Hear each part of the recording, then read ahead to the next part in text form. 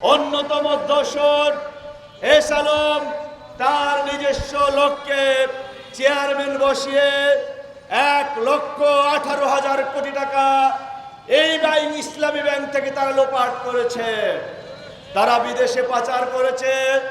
সেই নিজস্ব চেয়ারম্যান বসিয়ে এস আলম গ্রুপ তার বিভিন্ন নামে বেনামে বিভিন্ন প্রতিষ্ঠানের নামে ঋণ নিয়ে শত শত কোটি টাকা তারা হচ্ছে যে লোপাট করেছে।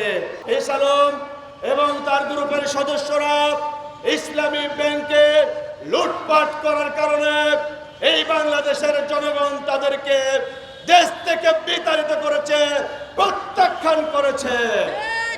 মাননীয় স্বরাষ্ট্রমন্ত্রী, আপনি তো স্বরাষ্ট্রমন্ত্রী, আপনি আইন শৃঙ্খলা নিয়ে কাজ করবেন, ব্যাংক নিয়ে আপনার এত মাথা ব্যথা কেন? ব্যাংক নিয়ে চিন্তা ভাবনা করবে অর্থমন্ত্রী, আপনার এখানে মাথা ঘামানোর কোনো কারণ নাই। ইসলামী ব্যাংক দল মত নির্বিশেষে জামাত বিএনপি সহ রিক্সা চালক, ভ্যান চালক, কৃষক, শ্রমিক মনে করে ইসলামী ব্যাংকের টাকা রাখলে তাদের টাকাটা নিশ্চিন্তে আমানতদারিতার সাথে টাকাটা তাদেরকে বুঝিয়ে দিবে, এই জন্য সবাই ইসলামী ব্যাংকে বেছে নেয়। সুতরাং এই ইসলামী ব্যাংক নিয়ে তাল বাহানা সহ্য করা হবে না। অবিলম্বে এই মানি লন্ডারিং খুরশেদ আলমকে বহিষ্কার করতে হবে। যদি আপনারা বহিষ্কার না করেন, এই ইসলামী ব্যাংকের গ্রাহক ফোরাম আগামী দিনে ওই খুরশেদ আলমকে টেনে হিচড়ে কিভাবে চেয়ার থেকে নামাতে হয় সেই পন্থা আমরা অবলম্বন করবো ইনশাল্লাহ। ইসলামী ব্যাংকের গ্রাহক সমাজ জেগে উঠেছে। আপনারা যদি এই খুরশেদ আলমকে অপসারণ না করেন এবং ফ্যাসিস্টের দোষর অপসারণ না করেন, এই ইসলামী ব্যাংকের গ্রাহকরা দুর্বার গণ আন্দোলন গড়ে তুলবে। আপনারা এক ব্যাংককে ধ্বংস করতে চান না রাষ্ট্র চালাতে চান? আমরা চাই আপনারা আসছেন, আপনারা সুন্দরভাবে রাষ্ট্র পরিচালনা করুন, রাষ্ট্রের অর্থনীতি পুনর্গঠন করুন, সমস্ত ব্যাংকের যার যেখানে যোগ্যতা আছে তাকে সেখানে দিন।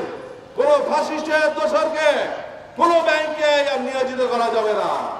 যেই সময়ে বাংলাদেশের মানুষ জানত না ইসলাম দিয়ে অর্থনীতি হয়, কোরআন দিয়ে অর্থনীতি হয়, ইনসাফ দিয়ে অর্থনীতি হয়, মানুষের মাথার ঘাম পায়ে ফেলা অর্থকে সংরক্ষণ করা যায় ইসলাম দিয়ে, তখনই বাংলাদেশে মানুষের অর্থ সংরক্ষণ করার জন্য, মানুষের স্বার্থ সংরক্ষণ করার জন্য 1983 সালে বাংলাদেশ ইসলামী ব্যাংক প্রতিষ্ঠিত হয়েছিল। ইসলামী ব্যাংক প্রতিষ্ঠিত হওয়ার পরে বারবার এশিয়া মহাদেশের মধ্যে ইসলামী ব্যাংক শ্রেষ্ঠ ব্যাংকে পরিণত হয়েছিল। এদেশের ফ্যাসিস্ট সরকার এদেশের মানুষের ভালো থাকা সহ্য করতে পারে নাই, এদেশের মানুষ অর্থনৈতিকভাবে শক্তিশালী হোক সেটা বরদাস্ত করতে পারে নাই, যার জন্য 2017 সালে ইসলামী ব্যাংকের উপরে আইনা থাবা দিয়ে ইসলামী ব্যাংকের অর্থগুলোকে তারা ছিঁড়ে ছিঁড়ে খেয়েছে, ইসলামী ব্যাংকে তারা ধ্বংস করতে পারে নাই। যে গ্রাহকদের অর্থের বিনিময়ে আপনার বাহিনীদের বুলেট কেনা হয়, জল কামান করা হয়, সেই মাথার দাম পায়ে ফেলা সেই গ্রাহকদের টাকায় আমরা পেটের মধ্যে বেঁচে দেবে আমাদের গ্রাহককে আবারও মাঠে নামতে আপনারা বাধ্য করেছেন।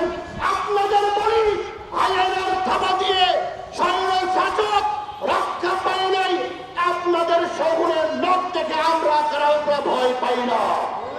তার জন্য অবৈধ নিয়োগ বাতিল করতে হবে। এই সাধারণ দখল ভারতের দালাল স্বৈরাচারের সেই কালো কালো খরচের আলমদের বাংলাদেশ ইসলামী ব্যাংকে রক্ষা করতে হবে। আপনারা এই ব্যাংক যদি পরিচালনা করতে না পারেন, এই ব্যাংক যারা প্রতিষ্ঠিত করেছে তাদের কাছে ফিরিয়ে দেন। মায়ের কাছে সন্তান যেমন নিরাপদ, ইসলামী ব্যাংক যারা প্রতিষ্ঠিত করেছে তাদের কাছে নিরাপদ, আপনারা তাদের কাছে ফিরিয়ে দেন। বাংলাদেশের মানুষ 5 আগস্টের পরে বাংলাদেশের মানুষ কিভাবে তাদের অধিকার ফিরিয়ে নিতে হয় সেটা জেনে গেছে। সুতরাং আর বুলেট দেখিয়ে জল কামান দিয়ে লাঠি চার্জ করে বাংলাদেশের মানুষকে দমিয়ে রাখা যাবে না। আপনার বিরোধী নয়, আমরা আপনার কল্যাণ চাই।